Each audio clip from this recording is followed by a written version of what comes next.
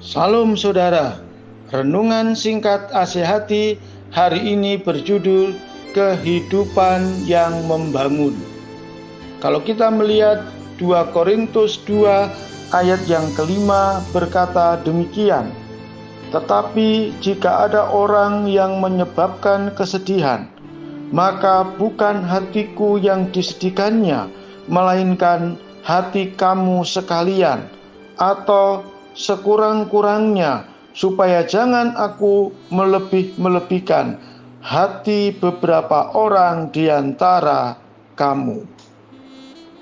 Kesalahpahaman seringkali terjadi di antara kita, entah dengan keluarga, dengan rekan kerja, atau juga dalam pelayanan di gereja.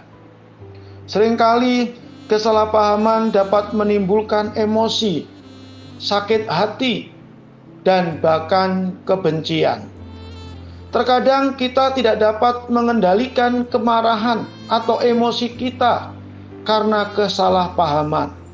Bahkan seringkali juga membuat persoalan yang terjadi menjadi persoalan yang panjang karena kesalahpahaman yang mungkin disebabkan karena persoalan sepele. Kesalahpahaman dapat meretakkan hubungan yang baik, yang dahulu dekat menjadi jauh, yang dahulu teman menjadi lawan, yang dahulu pendukung menjadi penentang, dan yang dahulu sangat mengasihi menjadi sangat membenci. Coba kita dapat bayangkan dampak dari sebuah kesalahpahaman mengakibatkan kejadian yang fatal, yang susah untuk didandani. Hal inilah yang akan kita pelajari dari Paulus. Karakter rohaninya dapat meredam kesalahpahaman antara Paulus dengan jemaat di Korintus.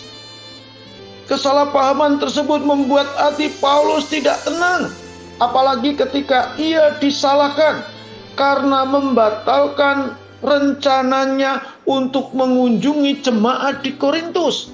Jemaat tersebut menyalahkan Paulus dan bahkan berkata atau bertindak serampangan.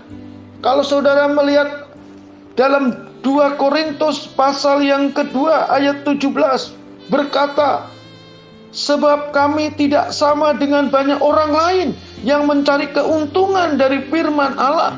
Sebaliknya, dalam Kristus kami berbicara sebagaimana mestinya, dengan maksud-maksud murni atas perintah Allah dan di hadapannya. Tentunya ini problem yang amat berat bagi Paulus. Namun kemurnian dan ketulusan serta kasih yang dari Allah membuat kesalahpahaman tersebut dapat diselesaikan dengan baik. Dan tentunya Paulus dapat bernapas dengan lega. Bagaimana cara Paulus menyelesaikan kesalahpahaman tersebut? Paulus tidak membalas kemarahan dengan kemarahan. Paulus tetap mengasihi jemaat Korintus walaupun telah menyalahkannya. Bahkan dari bibir Paulus keluar perkataan berkat, bukan perkataan yang mengancam, perkataan yang sembrono, perkataan yang kotor. Tentunya kesalahpahaman dapat diatasi dengan baik apabila karakter Kristus kita gunakan seperti Paulus menggunakan. Banyak perkataan-perkataan yang membangun yang terdapat di dalam Alkitab yang kita bisa gunakan. Bahkan perkataan-perkataan itu akan dapat mengatasi segala kesalahpahaman. Maukah kita menjadi orang Kristen yang suka membangun, bukan suka meruntuhkan? Gunakanlah karakter Kristus dan perkataan Kristus kepada siapapun. Jangan membalas kejahatan dengan kejahatan, balaslah kejahatan dengan kebaikan. Tuhan akan memakai saudara untuk menjadi orang-orang yang luar biasa, karena Kristus tinggal dalam diri saudara dan saudara terus menjadi berkat.